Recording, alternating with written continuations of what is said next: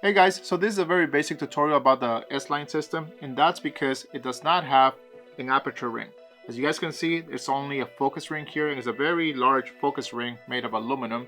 This is a 50mm, but it is true for any other lens that's made of the 1.8 line that does not have an aperture ring. So for that matter, this is for you guys, and that's the dual purpose of this focus ring. How can we get the most out of it?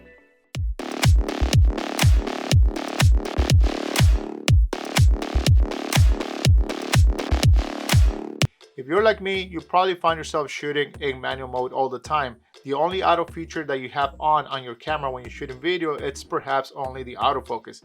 Now the autofocus works just perfect, but now, every now and then you wish you had some additional features that you can use to help you when you're moving from scene to scene, especially when you go from bright to dark and whatnot. Now, the ISO compensation works just right, but sometimes you need more than that. And that's when you want to use perhaps shutter priority. Shutter priority unfortunately does not work too well on the Nikon Z system. For some reason it gets locked onto whatever frame rate you're shooting, and for that reason it kind of tends to be a problem, because if you want to shoot a 180 of whatever frame rate you are at, it's not going to work. It gets locked onto, let's say you're shooting at 30 frames per second, it will get locked onto 30 on your shutter speed. That's not what you want. You probably want 60. In fact, you should be using 60, but it's not allowing you to do so. So let's dive right into it and straight into the customized menu of the Nikon Z system and go to G2. If you go to G2, you'll find that you can customize two things. You can customize your FN buttons and this ring. What you want to go for is called power aperture. Setting the focus ring to power aperture will allow you to have aperture control. That's really a big feature here because you don't have it naturally. What I would tell you guys is to actually use it slow, because then you have more control of it. If you just twist it slow, it will get there just at the same speed as if it was fast. But fast, you probably have to do a lot of turns, and the problem with that is that you'll probably incorporate shake into your video. Why does it matter to have the aperture control here on the ring rather than on the dial? You will not lose control of the dial. The problem is that when you use the dial on the camera, it goes from one to the other really fast and it's abrupt. So whether you have it set up to 1/3 increments or half step increments, it will jump to that step right away. Here it doesn't. It's a gradient effect.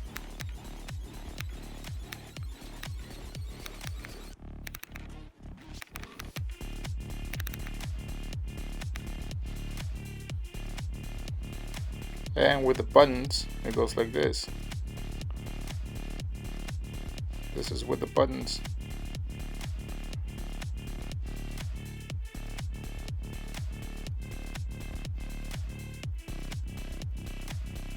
So that's why I'm telling you guys to use this, and that you can use most of the time when you have a bright scene to a dark scene, so you can go, you can transition from one to the other seamlessly.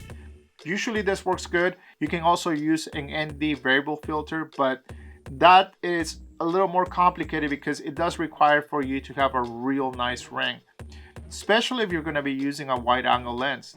Right now I'm using a 24 on this camera, so this is as good as most of the variable ND filters get. Anything wider than this lens, like an ultra wide lens, you start getting the X effect on it. There is one and only one variable filter that I know that can do it without a problem, and that's the Peter McKinnon one. So if you want to use the Peter McKinnon filter, which costs over $200, it's a little expensive, but that's the only one that works, and that will allow you to keep your aperture going from one scene to the other a lot easier. Whereas if you were to use the power aperture, it actually changes your depth of field. There's a trade-off, but it works. So you can make that transition seamlessly and then cut or do whatever it is you may need to do and readjust as you need. The other aspect of this is also the FN button.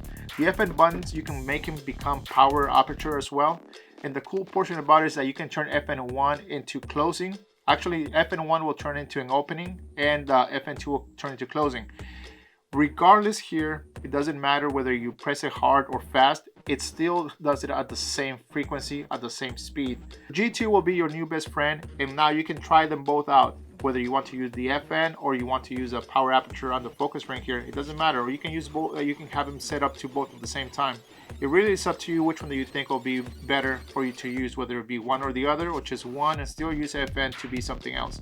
And for those that made it all the way to the end, and I hope that this is some of you guys as well, my subscribers, thank you. I have 500 now, which is quite frankly an accomplishment if you want to say. It's been fun, it's been a task, but at the same time, you know what? You wish you can grow a little faster, but it's as new as I am, it's okay. So 1,000 has loomed in now. So that's my next goal right now, and that's to get it to 1,000. And this is to all of you guys that have not subscribed. Please do help me out to get to 1,000. So with that, once again, thank you, and I'll see you guys on the next video. See ya.